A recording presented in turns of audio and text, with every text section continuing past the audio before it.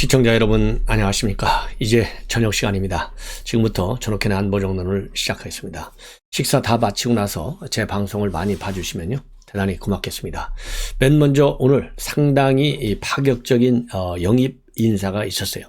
바로 여러분들 아시다시피 지난달 중순경에요 윤석열 후보가 이용호 무소속 의원을 만나서 우리 국민의힘 입당을 요청한 바 있는데 한번 심사숙고해 보겠다 그랬는데 한 열흘쯤 지난 것 같습니다. 결국 오늘 우리 국민의힘 입당을 최종적으로 결정했고, 그래서 윤석열 후보가요 긴급 기자회견을 통해서 입당 환영식을 가졌습니다. 이용호 의원은 왜 의미가 있냐면요, 첫째, 윤석열 후보가 주장하고 있는 빅플레이트에 따라서, 즉 호남 지역에 있는 분들, 즉 호남 지역이라고 하면 거의 다 민주당 지지층이잖아요, 진보 인사들. 그래서 문재인 정권의 염증을 느껴서 진보 말하면 군에서 탈출하는 인사들이에요. 그러니까 탈진보 인사에 속한다는 측면이 하나 있고, 그 다음에요 이 호남 지역에서 무소속으로 당선이 된다, 이거는요 기적에 가까운 거예요. 기적. 이 기적을 만든 사람이 바로 이용호 의원이에요.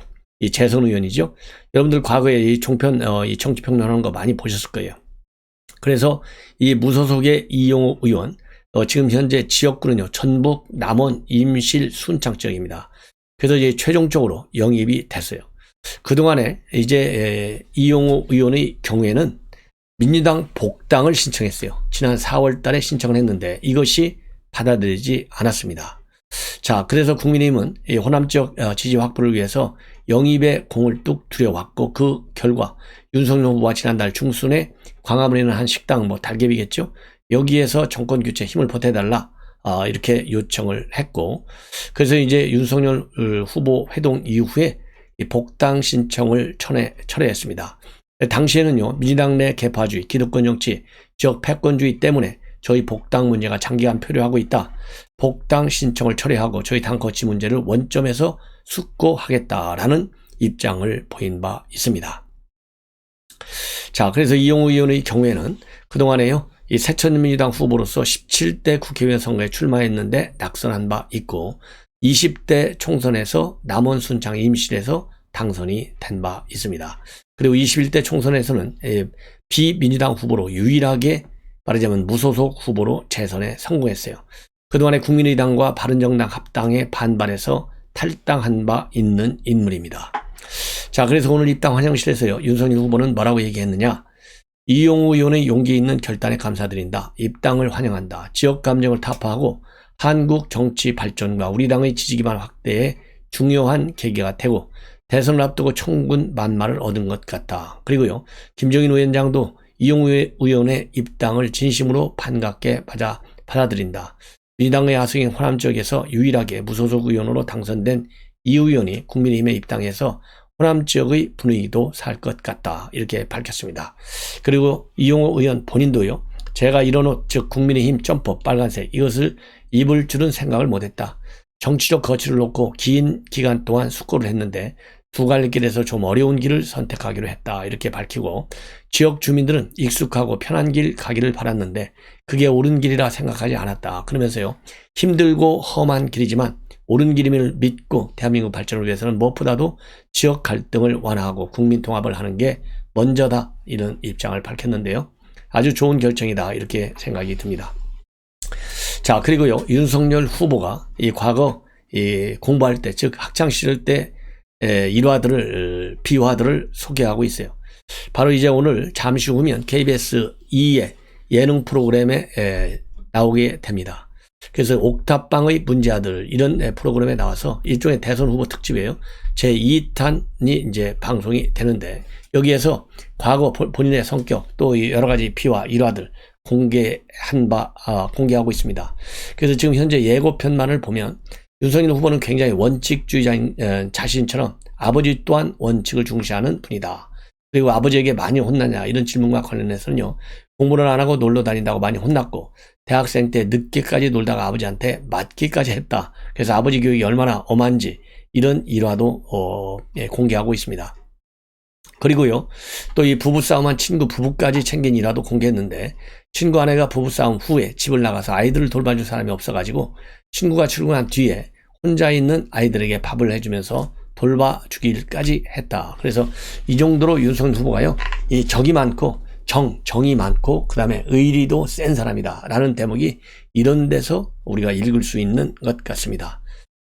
그리고 이 서울법대 출신의 공부 비결, 그리고 사법고시 구수 합격 비화를 털어놓게 됐는데, 윤 후보는 공부가 재미가 있으면 잠이 안 온다, 졸린다는 것은 공부가 재미없다는 것이다, 그러면서 독특한 공부 철학을 밝히고요, 그러면서 재미없는 암기 과목들은 낮에 공부하고 좋아하는 과목들은 졸려도 계속할 수 있는 밤에 공부했다. 아주 참 특이한 건데요. 저도 이런 식으로 공부해 본 적은 없는데, 뭐 급한 거 먼저 그냥 뭐 낮이든 밤이든 공부하는데, 이게 졸리는, 재밌는 거하고 안 재밌는 거를 나눠서 공부했군요. 그래서 제 방송 보시는 어르신들, 예, 자녀들에게 좀 한번 알려주세요. 이 공부 비법도 소개했어요. 그리고 친구 결혼식에 참석한 덕분에 구수 끝에 사법고시 합격했다라고 밝혔습니다. 뭐냐면요, 시험 직전 친구 결혼식이 대구에서 있었는데 처음에는 못 간다고 했는데 친구들 생각에 공부가 안 되더라. 그래서 대구 가는 길에 버스 안에서 수험서를 펴봤는데 심심풀이로 본 부분이 시험에 출제돼서 최고 득점으로 합격이 됐다. 이렇게 또 비하인드 스토리를 공개하고 있어요. 자, 이제는 말이죠, 윤석열 후보가 오늘 이제 우리 서해 공무원 피살 사건, 오늘 유족 사건과 관련해서 이제 입장을 내놨는데, 그야말로 현재 문재인 대통령이 이 아들, 해수공무원 아들한테 기다려라, 내가 알려주겠다 했는데 지금 감감 소식이잖아요. 이거와 관련해고, 그리고 최근에 법원에서도 말이죠, 군사기밀을 제외한 모든 정보를 공개하라 이렇게 했는데 공개하지 않고 항소를 했어요. 이게 이 뻔뻔스러운 문재인 정권의 실태예요. 김정은이한테 이렇게 우리 국민한테 대하듯이, 무시하듯이 한 0.1%라도 김정은이를 한번 무시하는 그 행태를 봤으면 좋겠어요. 우리 국민은 한 120% 무시하고 김정은이는 0.1%도 무시하지 않는 현 정권. 그래서 윤석열 후보가 입장문을 내놨는데, 국민의 죽음마저도 정파적으로 이용하는 행태에 분노한다. 집권 세력은 서해 공무원의 죽음을 은폐하려 한다. 이런 입장을 내놨습니다. 그래서 이 입장문 내용을 보면 정말 가관이에요, 가관. 자, 뭐라고 돼 있냐면요, 이 페북에 쓴 글인데, 문재인 정부의 국가의 자격을 묻는다, 이런 제목으로 돼 있어요. 서해 공무원 피살 사건 유족 측은 지난달 12일 청와대 해경 국방부를 상대로 낸 정보공개 소송을 진행했고 1심에서 군사기밀을 제외한 일부 정보를 공개하라는 판결을 받았어요. 그런데 청와대와 국가안보실은 이에 항소했다고 한다, 이렇게 밝히고, 문재인 정부는 도대체 무엇을 숨기고 싶나, 정보의 무능인가 아니면 북한의 잔혹함인가 라면서 불과 1년 전 대통령은 유가족을 직접 챙기겠다고 했다. 그러나 연락도 없고 방문 요청에는 침묵했다고 한다. 대통령의 약속은 무엇이었나, 이렇게 직격탄을 가하고 있어요. 자, 그러면서 윤석열 후보는요, 이 천안함 폭침에 대해서 음모론을 펼치며 최은일 전 천안 함장을 미친 XX, 병 X 같은 새 X. 자, 이거 그 다음에 패잔병, 이런 용어를 동원하면서까지 비난한 유튜버에 대해서 경찰과 검찰이 명예훼손 혐의가 없다는 처분을 내린 데 대해 국가기관이 정부의 공식 수사 결과를 전면적으로 부인한 것이다. 상식적으로 이해할 수 없는 일이다라고 비판하고 있습니다. 그러면서 국민의 생명을 지키지 못하는 국가는 자격이 없다. 국가를 위해 희생한 군인을 정당하게 기리지 않는 국가는 존립할 수 없다. 국민의 죽음마저 정파적으로 이용하는 행태에 분노하고, 집권 세력은 서해 공무원의 죽음을 은폐하려 하고 천안함 용사의 죽음은 왜곡하려 했다. 정확한 표현입니다. 예. 그래서 윤석열 후보가 집권하게 되면 서해 피살 공무원 사건 당시 관련 자료를 공개하겠다. 천안함 용사를 비롯해서 국가를 위해 희생한 장병에 대한 정당한 예우와 지원을 소리하지 않겠다라면서 국군 장병에 대한 모욕이 우리 사회에 발붙이지 못하게 하겠고, 국민이 안전한 나라, 제복이 존중받는 나라를 만들겠다, 이런 입장을 밝혔습니다. 자, 이번에는요, 상당히 충격적인 뉴스입니다. 지금 현재 언론에서 가장 큰 관심이 참 이런 내용에 대해서는요, 저도 참 이런 그 언론의 취재 의혹, 그리고 이 취재의 초점화, 저는 마땅치 않은데, 계속 김병준과 김종인과의 충돌 가능성을 끝까지 취재하려고 해요. 그러니까 그 사람 이야기 신경 안 쓴다, 그런 거 묻지 말라, 이렇게 입장을 내놨어요.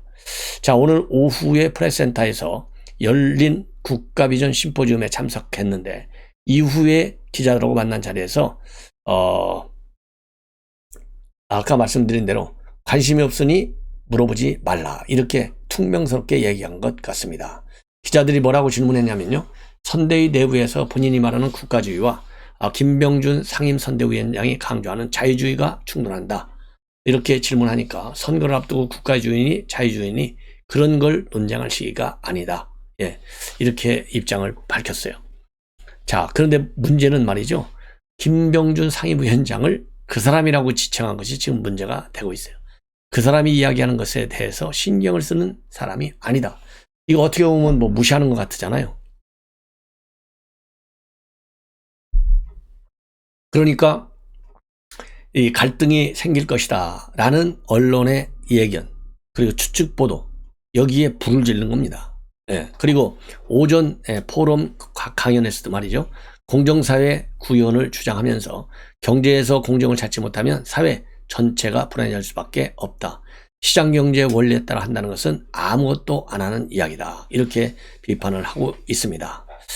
자, 그리고 또 선대위 회의에서도요, 국가주의와 포퓰리즘의 결합이 국가 미래를 어떻게 만들지 그 실체를 드러내겠다. 그래서 이 국가주의가 뭔지에 대해서 제대로 우리 국민들에게 본인 김종인판 브랜드의 국가주의가 뭔지 보여주겠다라고 또 확언을 했습니다.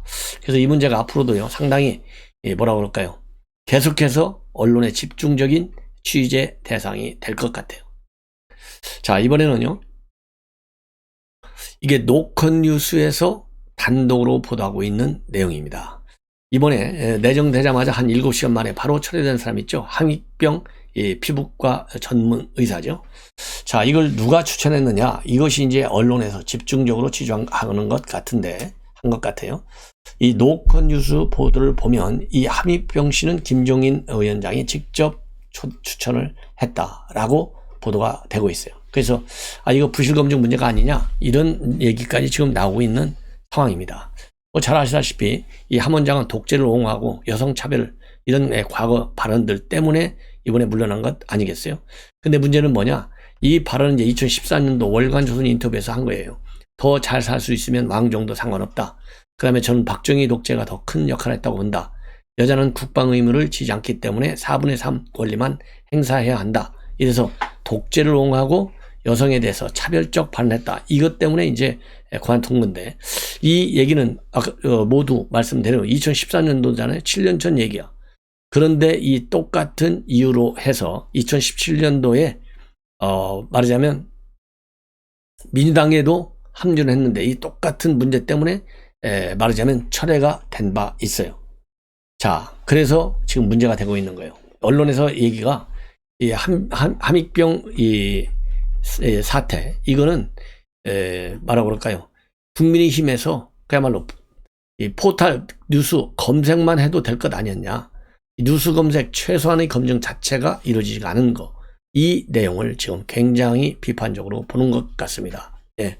그리고 만약에 이런 함 원장의 이런 문제성 발언을 알면서도 알고서 내정했다면 이 해당 발언이 문제될 게 없다고 판단한 것이고, 또 모르는 상태에서 했다면 이 검증이 제대로 안 됐다, 이런 비판을 받을 수밖에 없는 거예요. 자, 그래서 지금 현재 국민의힘 내부에서 돌아다니는 얘기들, 이거는 뭐 사실상의 인사 참사가 아니냐, 이렇게까지 지금 언론에서 집중적으로 보도하고 있어요. 그래서 지금 현재 이 노컷 뉴스를 보면 이 한병익 원장을 추천한 사람은 김종인 위원장이었다라고 당내 핵심 관계자가 밝히면서 다들 알고 있지만 시시하는 분위기이다. 예. 그러면서 그야말로 시시하는 분위기고 노코멘트하는 분위기라는 거예요. 그러나 거짓말을 할 수는 없으니까 그냥 노 코멘트, 이게 더 훨씬 쉽다는 것이죠. 자, 그래서 제가 보기에는요, 이게 계속해서 이제 국민의힘에서 이 선대를 흔들려는 이 여권의 이 공작에 우리 국민의힘 측에서 말려들지 않는 것이 제일 중요한 것이 아니겠느냐, 이런 생각이 듭니다. 자, 그래서요, 이 선대위 구성과 관련해서 이 김성태 의원이 맨 먼저 논란이 되니까 자진 사퇴했고, 그 다음에 바로 이 삼입병씨 논란과 관련한 김종인 위원장의 추천설, 여기에 관해서도 이제 최소한도 사과를 해야 되는 것이 아니냐, 이렇게 큰 후폭풍을 놨는데 사과디 한마디 안 하고 나가는 것은 문제가 있다. 이런 비판적 기사가 지금 좀 제법 많이 나오고 있습니다. 자, 이제 인사 앞으로 이제 막 시작인데요. 계속해서 이런 인사, 말하자면 비리 의혹들 또 어디서 누구한테 터져 나올지 몰라요. 우리가 관심 있게 지켜봐야 되겠다라고 생각이 들고요. 오늘 이제 원희룡 위원장, 정책총괄본부장이 기자회견을 열고 코로나 백신 부작용과 관련해서 윤석열 후보 3가지 약속이 한다, 이렇게 밝혔어요.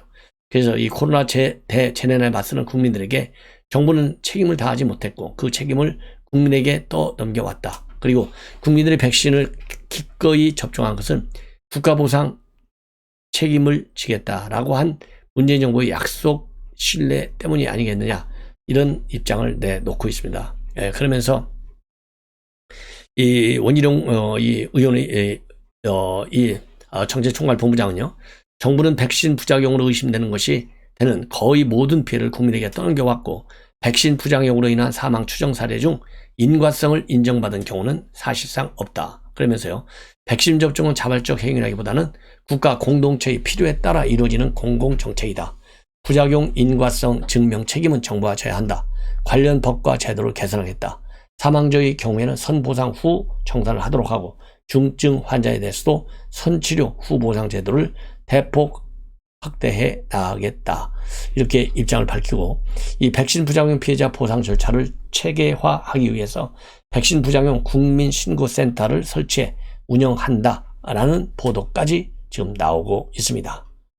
자, 이렇게 해서요, 이 원희룡 지사가 얘기한 대로 이 백신 문제에 관한 우리 정부의 여러 가지 자세에 관해서 국민들의 뭐라고 그럴까요? 이 불만 굉장히 지금 끌어오르고 있습니다. 그래서 이러한 상황을 우리가 어떻게 하면 정권을 교체할 수 있는 이 지원 역량을 강화하는 데 도움이 될 것인지 철저히 파악을 해 봐야 된다라는 것이 저의 판단입니다. 자, 시청자 여러분, 이것으로요, 저의 저녁 방송을 마치고 잠시 후에 저녁 식사 하신 다음에 제가 몇 가지 중요한 뉴스를 보도해 드리도록 하겠습니다. 대단히 고맙습니다.